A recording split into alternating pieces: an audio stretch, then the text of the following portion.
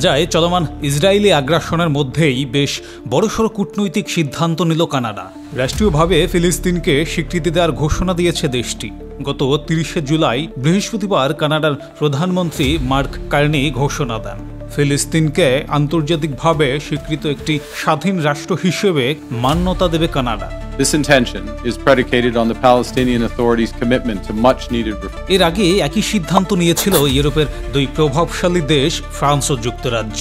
তবে কানাডার এমন ঘোষণায় ক্ষুব্ধ প্রতিক্রিয়া এসেছে যুক্তরাষ্ট্র থেকে। সরাসরি হুমকি দিয়েছেন যুক্তরাষ্ট্রের প্রেসিডেন্ট ডোনাল্ড ট্রাম্প। নিজের সামাজিক মাধ্যম ট্রুথ সোশ্যালে ট্রাম্প লিখেন, বাহ, কানাডা এখন বলছে তারা ফিলিস্তিনকে রাষ্ট্র হিসেবে সমর্থন দিচ্ছে। এটা হলে কানাডার সঙ্গে বাণিজ্য চুক্তি করা অনেক কঠিন হবে।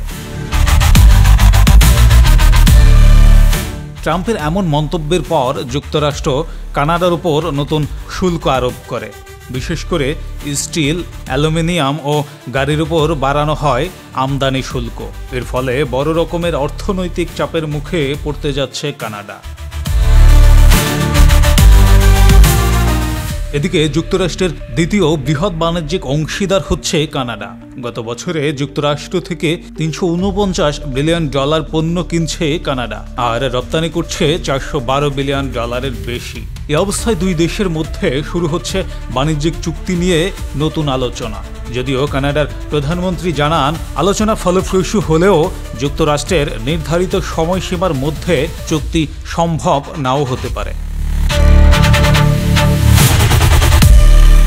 অন্যদিকে ফিলিস্তিন ইস্যুতে কানাডা জানায়, দ্বিরাষ্ট্রভিত্তিক সমাধান আর সম্ভব নয়। Preserving a two-state solution means standing with all people who choose peace over violence or terrorism. কারণ গাজায় ইসরায়েলের সামরিক আগ্রাসন প্রমাণ করেছে আলোচনার মাধ্যমে শান্তির সমাধান আর কার্যকর হচ্ছে না। তবে কানাডা আশাবাদী 2025 সালের সেপ্টেম্বরে জাতিসংঘের 80তম সাধারণ অধিবেশনে ফিলিস্তিনকে আনুষ্ঠানিকভাবে স্বীকৃতি দেয়া হবে।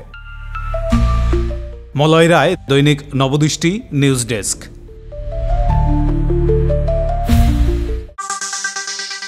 দৈনিক নবদৃষ্টি, জাগো বাংলাদেশ নতুন রূপে।